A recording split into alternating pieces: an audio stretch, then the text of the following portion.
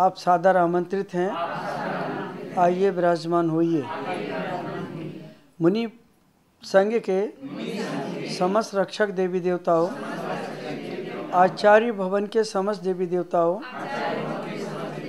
इस तीर्थ के समस्त रक्षक देवी देवताओं, धर्म की वृद्धि के लिए,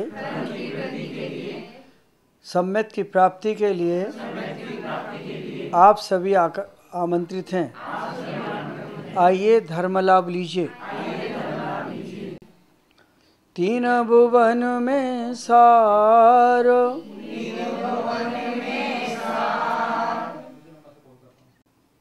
वीतराग विज्ञानता,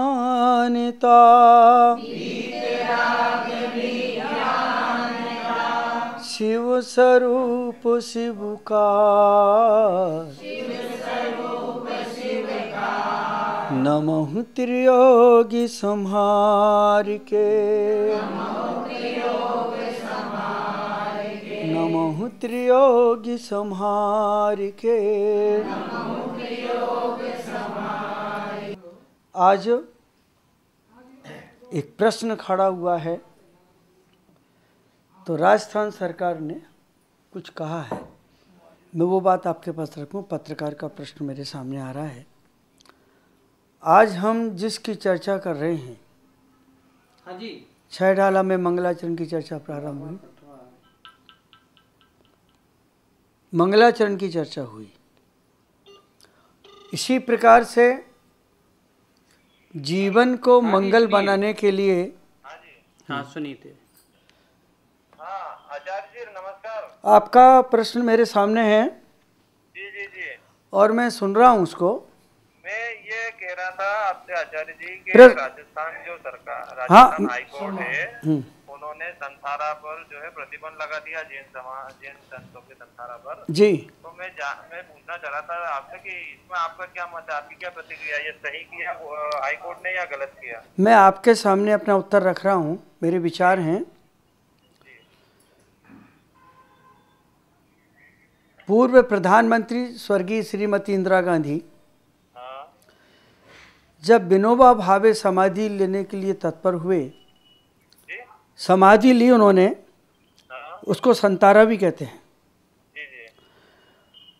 तो उनसे मिलने के लिए गई और उनसे पूछा कि आपने जैन पद्धति से संतारा ये समाधि क्यों ली? उस समय वो प्रधानमंत्री थी। तब विनोबा जी ने बहुत अच्छी बात कही। विनोबा भावे, हाँ, वर्धा में जिन्हें बनाया है। तब उन्होंने बहुत अच्छा उत्तर दिया कि मेरी दृष्टि में जैन दर्शन महान है। मेरी दृष्टि में जैन दर्शन बहुत महान है और जैन दर्शन में काया के त्याग की जो पद्धति है, देश में किसी भी धर्म के पास वो पद्धति नहीं है। इसलिए, आवाज़ आ रही है मेरी? जी जी आ रही है। इसलिए मैंने जैन पद्धति से यह समाधि मरण संतारा जिसे कहते हैं, मैंने ग्रहण किया है। और विनोबा भावे ने इसी जैन पद्धति से समाधि मरण ग्रहण करके अपने प्राणों का हंसते हुए विसर्जन किया। आत्महत्या किसे कहते हैं? जब तक न्यायाधीश इस बात को नहीं समझेंगे, जो कसाय पूर्वक, द्वेष पूर्वक, अहंकार के साथ, जब तक न्यायाधीश आत्महत्या का मतलब नहीं समझेंगे, हाँ, तब तक उन्हें संतारा चीज समझ में नहीं आएगी। अच्छा। क्योंकि संतारा का अर्थ है कि मेरी आयु पूर्ण हो चली है, शरीर ने मेरा साथ देना छोड़ दिया है, डॉक्टरों ने भी जवाब दे दिया है और अब मैं हंसते हुए मौत का दर्शन करना चाहता हूँ। और वो अपनी स्वेच्छा से, जो कि सारे जो भोग के विषय हैं, चाहे वो रस हो, भोजन हो, फल हो, अन्न हो, दूध हो, धीरे धीरे क्रमशः छोड़ता चला जाता है और मौत के दर्शन करता है, मृत्यु के, कि मैं जिससे मौत आ रही है मैं उसे देख रहा हूँ जो मेरा नहीं है वो जा रहा है, और जो मैं शाश्वत हूँ मैं उसको समझ रहा हूँ। तो वो दिए से ज्योति को अलग कर रहा है, ना कि आत्महत्या कर रहा है। आत्महत्या का अर्थ है कि मैं कसाय के वशीभूत होकर के, इच्छाओं के वशीभूत होकर के, या अपमान के कारण से, या वस्तुओं के अभाव के कारण से भरी जवानी में, या स्वस्थ अवस्था में जहर खा करके, या गोली मारकर, या अन्य किसी दुर्घटना के माध्यम से, या कूद करके, पानी में डुबकी लगा करके अपने आप को समाप्त करने का नाम आत्महत्या है। एक पेड़, मेरी बात सुनिएगा, एक पेड़, हाँ, एक पेड़, हरा पेड़ अगर कुल्हाड़ी से काटा जा रहा है तो वह पेड़ के साथ दुर्व्यवहार है और वो आत्महत्या कर रहा है पेड़ की। और एक पेड़ धीरे धीरे सूख रहा है, वो संतारा कर रहा है, वो समाधि में है। अब क्योंकि जो आत्म तत्व है, जो इस काया का मेहमान है, वो काया का मेहमान विदाई ले रहा है, तो हम आत्मा की विदाई दे रहे हैं, ना कि आत्महत्या कर रहे हैं। मतलब आत्मा की विदाई दे रहे हैं अपन। हाँ, हम आत्महत्या नहीं कर रहे हैं, इसको आत्महत्या नहीं कहते हैं। तो कोर्ट ने जो कोर्ट ने जो डिसीजन दिया है, मुझे ऐसा लगता है कि जैन दर्शन का अध्ययन नहीं होने के कारण से और जो अनैतिक घटनाएं घट रही हैं उन घटनाओं के कारण से दिया। मेरा निवेदन है, कोर्ट से निवेदन है और जजों से निवेदन है कि संतारा का एक बार वो पूर्ण अध्ययन करें, ध्यान करें और देखें कि वहाँ देह का विसर्जन हो रहा है, देह को मारा नहीं जा रहा है और ना कोई हत्या की जा रही है, और वो हंसते हुए विदाई ले रहा है। और विनोबा भावे ने इसको सबसे पहले अंगीकार किया था। आज इसीलिए इंदिरा गांधी के ओठों पर ये शब्द था कि विनोबा ने बहुत अच्छे ढंग से अपने आप का विसर्जन किया और हंसते हुए विदाई ली। तो ये हंसते हुए विदाई का अवसर है, ये संतारा जीवन के साथ खिलवाड़ नहीं, जीवन का और मौत का स्वागत किया गया है। ये जीनावा जी ये जैन धर्म के थे क्या? नहीं, वैष्णव धर्म के। उनने कहा था मेरी दृष्टि में खाली गीता मुख्य है, लेकिन जब से मैंने जैन दर्शन के संतारे को, समाधि मरण को देखा और सुना है, तब से जैन धर्म मेरी दृष्टि में महत्वपूर्ण हो गया है, इसलिए मैं समाधि मरण कर रहा हूँ। तो मेरा निवेदन है, कोर्ट से निवेदन है, जजों से निवेदन है, इसे कृपया आत्महत्या की संज्ञा देकर के जैनत्व का अपमान ना करें और जीवन का अपमान ना करें। जज अपनी प्रज्ञा से निर्णय करें और अध्ययन करें जैनत्व का, उसके बाद में डिसीजन दें। भावुक होकर के निर्णय जैन समाज को स्वीकार नहीं है, क्योंकि आत्महत्या नहीं है, ये तो मकान में आग लगी है तो हम मकान से जीवित आत्मा को बाहर ले जा रहे हैं। मतलब ये भावुकता में जो निर्णय लिया, हाँ, या किसी व्यक्ति के कहने पे लिया, ये निर्णय उचित नहीं है, अनुचित है।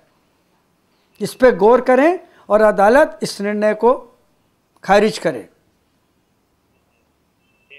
मेरा आशीर्वाद। बहुत बहुत आपको आशीर्वाद। आपने मेरे सामने प्रश्न रखा। आप राजस्थान पत्रिका की ओर से ही बोल रहे हैं ना? ओके। संतारा चीज़ अलग है और अभी हम समाधि का प्रकरण में चल रहे हैं।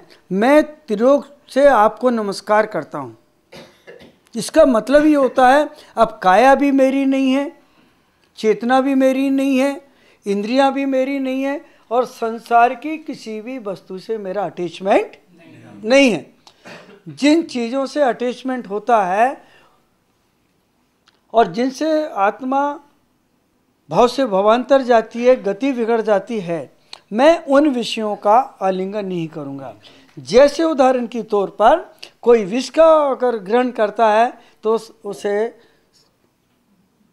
न्यायालय सजा देती है, उसे आत्महत्या कहती है। यहाँ तो हमने उन विषयों का त्याग किया है जो विषय हमारी आत्मा की हत्या कर रहे हैं। तो इसीलिए कहा कि मैं संभालता हूं अपने आप को, हे प्रभु मेरे नमन को आप स्वीकार करें।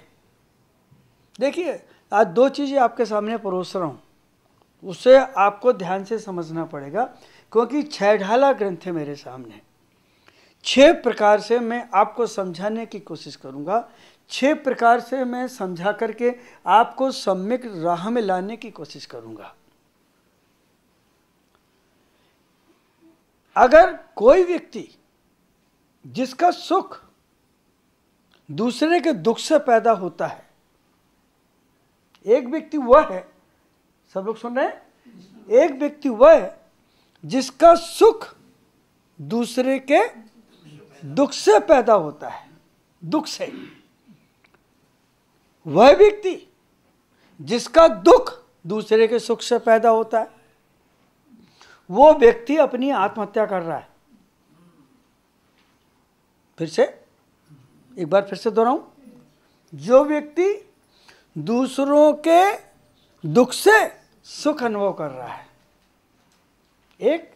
दूसरा, जो व्यक्ति दूसरों के सुख से अपने अंदर दुख उत्पन्न कर रहा है, दूसरों के सुख से अपने अंदर दुख उत्पन्न कर रहा है, दो। वो व्यक्ति, ऐसा व्यक्ति जीवन में कभी भी विषयों का त्याग नहीं कर सकता, आकांक्षाओं का त्याग नहीं कर सकता, महत्वाकांक्षा, क्योंकि वो ईर्ष्या से जी रहा है। और समाधि मरण में ईर्ष्या नहीं है, स्वेच्छा है। और वो उस समय डिसीजन ले रहा है कि जिस समय मेरी इंद्रियां, मेरी काया मुझे बदनाम करके जाए, छोड़ के जाए, उसके पहले मैं धर्म रूपी डॉक्टर के हाथ में अपने आप को सौंप रहा हूं कि मेरी आत्मा को इस देह से पृथक कर दे। बाईपास सर्जरी चल रही है ना। एक छोटा सा उदाहरण है, बहुत अच्छा उदाहरण है। एक शिक्षक बच्चों को पढ़ा रहा था, प्राइमरी के, और बच्चे बहुत तल्लीनता से पढ़ रहे थे, सुन रहे थे, देख रहे थे। तो उसने कहा, बच्चों आज मैं ये डलिया भर के चीकू लाया हूं और ये आम लाया हूं, और इस आम को आप कितने दिन सुरक्षित रख सकते हैं? बोले आप सर जितने दिन कहेंगे उतने दिन। तो बोले आम अपने बस्ते में रख लो और 15 दिन के बाद मैं आपसे ही आम मांगूंगा। बोले हाँ सर। दूसरे ही दिन बच्चों ने कह दिया, सर हमारे बस्ते में से दुर्गंध आ रही है, सर किताबें खराब हो रही हैं, सर अक्षर मिट रहे हैं, बस्ता गीला हो गया है। सर ने कहा रखो अभी, ऐसा हो सकता है? तीसरे दिन फिर बुलाया, सर मम्मी पापा डांटते हैं, देखो ना पूरा बस्ता कैसा हो गया, अब तो उठाया भी नहीं जाता, दुर्गंध आ रही, चींटी भाग रही है। तब शिक्षक ने कहा बताओ। तो बस्ता खोला, सबके बस्ते में से काफियां गीली हो गई, पूरा सड़ गया, काला हो गया आम, बदबू मार रहा है। सर आपने ऐसा क्यों किया हमारे साथ? बोले बच्चों इसलिए रखवाया कि 2 दिन तुमने एक आम को रखा तो बस्ता खराब कर दिया, और तुम किसी की गाली को और क्रोध को अगर दिल में रखो तो दिल खराब नहीं होगा तुम्हारा।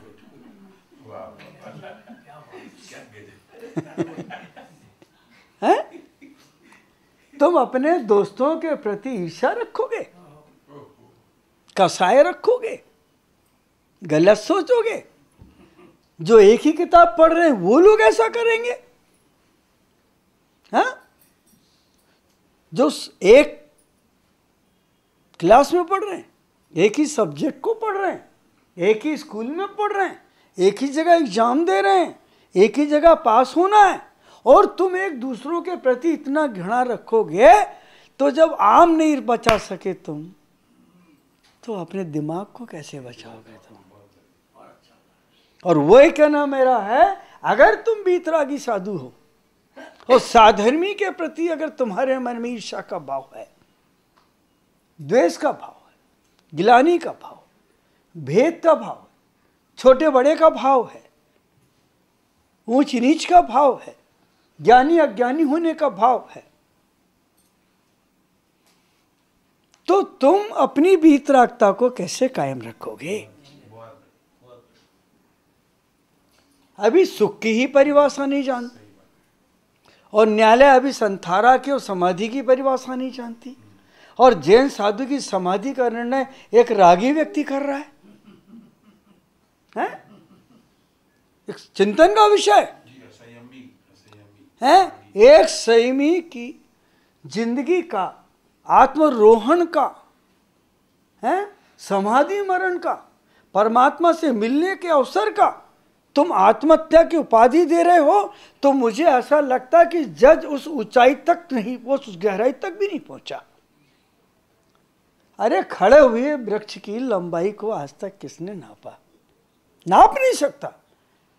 वृक्ष जब गिर के नीचे गिरता है सूख करके, तब उसकी लंबाई नापी जा सकती है। एक छोटी सी घटना और कहूं आपसे। बाजार में नमक बिक रहा था।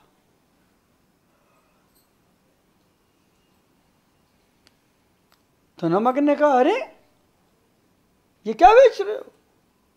बोले समुद्र का अंश है। अरे बोले झूठ, ये नहीं हो सकता। तो उसने कहा है।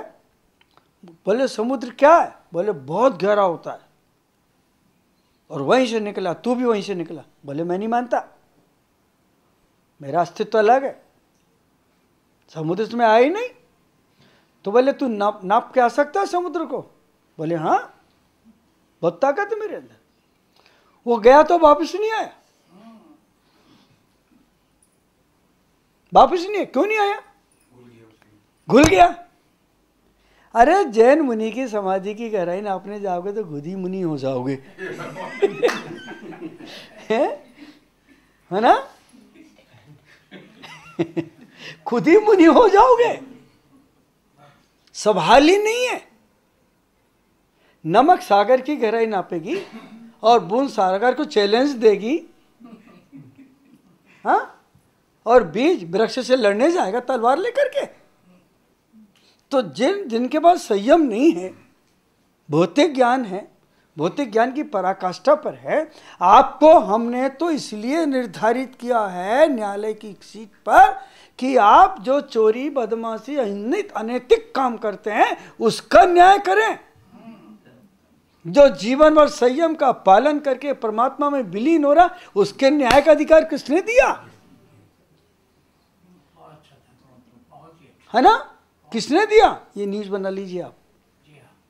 किसने दिया? चिंतन का विषय। अरे अध्यात्म का निर्णय समाधि बन का करना था तो जैन समाज के बड़े बड़े साधुओं को बुलाते, मीटिंग करते, बैठते, है ना? उनके ग्रंथों का आलोहन करते, महावीर की जीवनी पढ़ते, और एक 1000 वर्ष तक भोजन ग्रहण नहीं किया आदिनाथ ने, उनकी साधना देखते। महावीर ने 12 साल की साधना में 11 साल उपास किया, वो साधना देखते, और जब उनकी काया विलीन हुई तो आत्महत्या हो गई। अब तुम्हारा सुख दूसरों के दुख से निकल रहा है, इसलिए तुम हमें नहीं समझ सकते।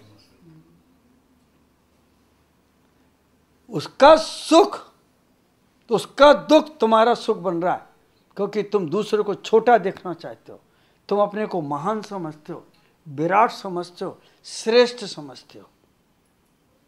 बहुत अंतर है।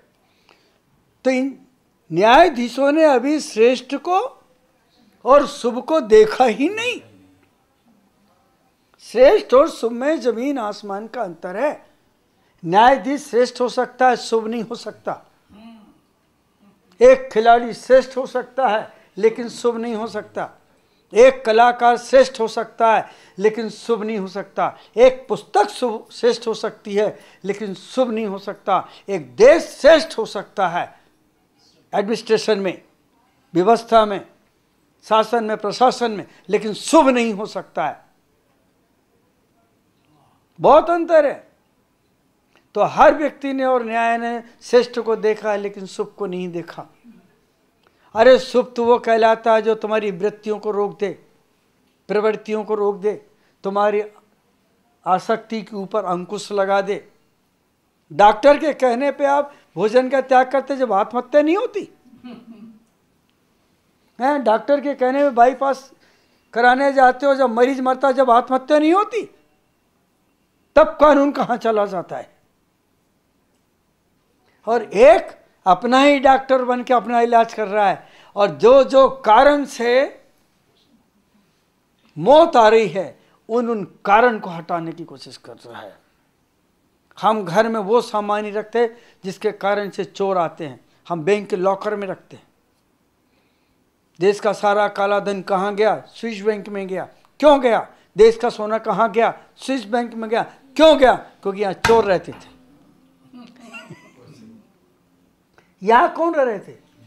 तो एक आत्मा को, एक साधक को जब पता लगा कि मेरे सुख की चोरी करने वाले ये विषय कसाय हैं, इसलिए मैं उन विषय कसाय अब विश्वास नहीं करता हूं, मैं चेतना पे विश्वास करता हूं, नहीं काया पे विश्वास नहीं करता हूं।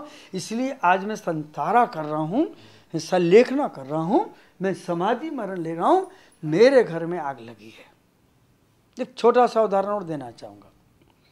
एक हुक्मचंद बहारिल ने एक स्थान पर कह दिया था कि पंच के नाटक एक नाटक है, नाटक है। तो मैंने जवाब दिया था, इसे नाटक ना कहें कभी जिंदगी में।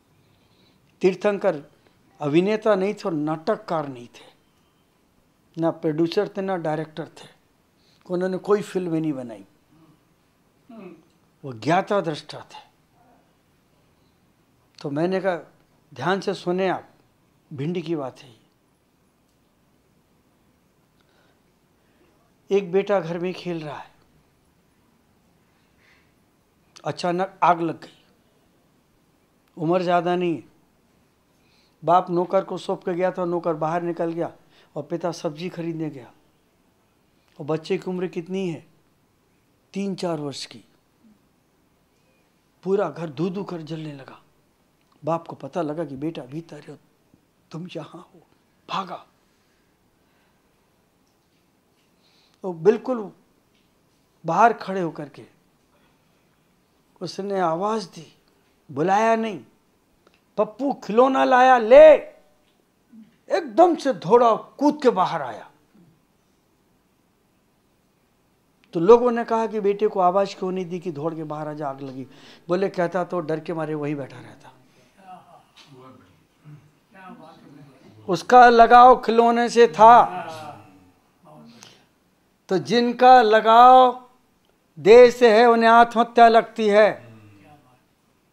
और जिनके अंदर भय विद्यमान है कि ये खिलौने, ये विषय कसाय मेरी चेतना को नष्ट नाबूद कर देंगे और मेरी गति बिगाड़ देंगे, तो उनके सामने प्रभु का एक समाधि का खिलौना देख के बुलाया गया कि आ जाओ, उसमें आग लगी है। तो समाधि के खिलौने के लिए बाहर आया है, लेकिन खिलौने को अपना नहीं समझ रहा है।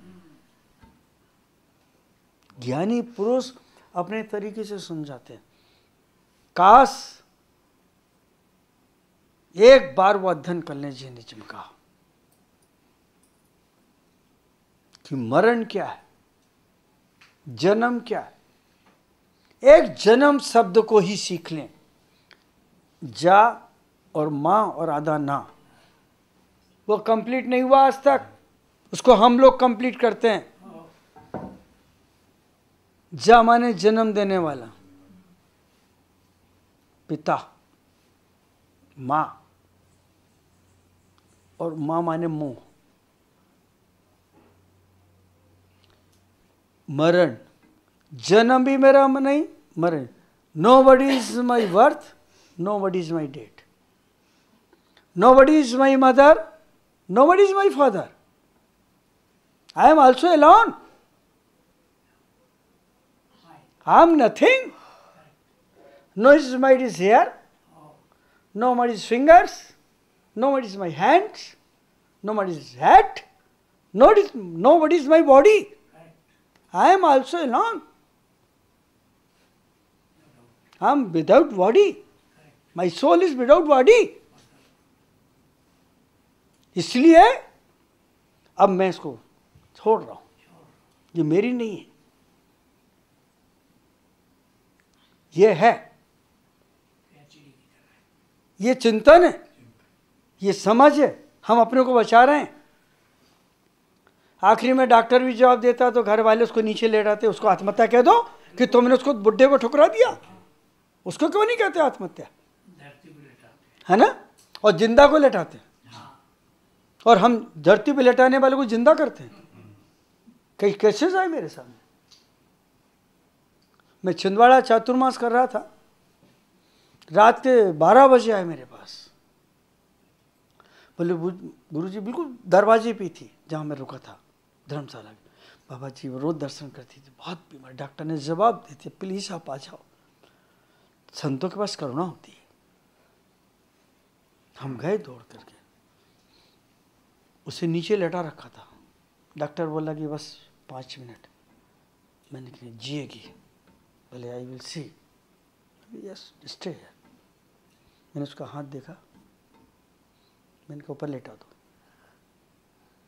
उठ के बैठ गई। वही उठ के बैठ गई, सवेरे मंदिर गई, अर्घ्य चढ़ाया, डॉक्टर बोलता है कि ये तो मैजिक है कोई, और वो 7 साल तक नहीं मरी, 7 साल तक नहीं मरी, और परिवार समाज की औरत थी, और ज़्यादा उसकी हाइट 5 फीट 1 इंच। मेरे को उठाओ उसको, रखो ऊपर उठा के। दूसरी बात, मुरादाबाद डॉक्टरों ने जवाब दे दिया 15 दिन से पंडित जी वहाँ के, उनके प्राण नहीं निकल रहे, सांसें चल रही, सबको देख रहे हैं। डॉक्टर बोले तो मृत है, लेकिन मृत नहीं, वो देख रहा।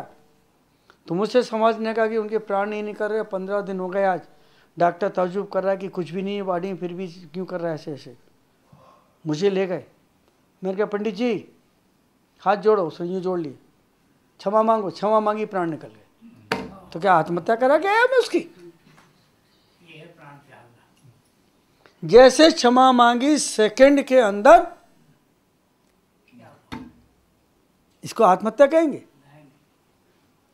अरे कानून की किताबों में जैन दर्शन की कोई बात नहीं है, इसलिए जैन दर्शन का उन्हें निर्णय करने का कोई अधिकार नहीं है ना? ये आध्यात्मिक चीजों का निर्णय आपसे नहीं कराएंगे हम, और हम कभी नहीं मानेंगे। हाँ, सजा देना है आप दे दीजिए, गिरफ्तार करना कर लीजिए, हम तैयार हैं, लेकिन हाई कोर्ट का नियम कैसे मानेंगे हम? कोर्ट हमारे ऊपर लागू ही नहीं होती, हम समाज के नियमों पर नहीं जीते, हम सरकार के नियमों पर नहीं जीते, ना हम टैक्स की चोरी करते हैं, ना विषय कसाय करते हैं, ना किसी के साथ बलात्कार करते हैं, ना कहीं डाका डालने के लिए जाते हैं। जो कर रहे हैं बैठ के देश के साथ बलात्कार और हत्या कर रहे हैं, उनसे मिले न्यायालय, अब उनके अधिकारी हैं। किस बात का टैक्स, किस बात का निर्णय लगाएंगे आप हमारे जीवन पर? बड़े बड़े सम्राट आकर के चलेगा और आज तक हमारे पर कानून नहीं लगा पाए। अरे कानून हमारी शरण में आकर के अपने को धन्य करता है, और आप हमें मारने की कोशिश कर रहे हैं। वाह,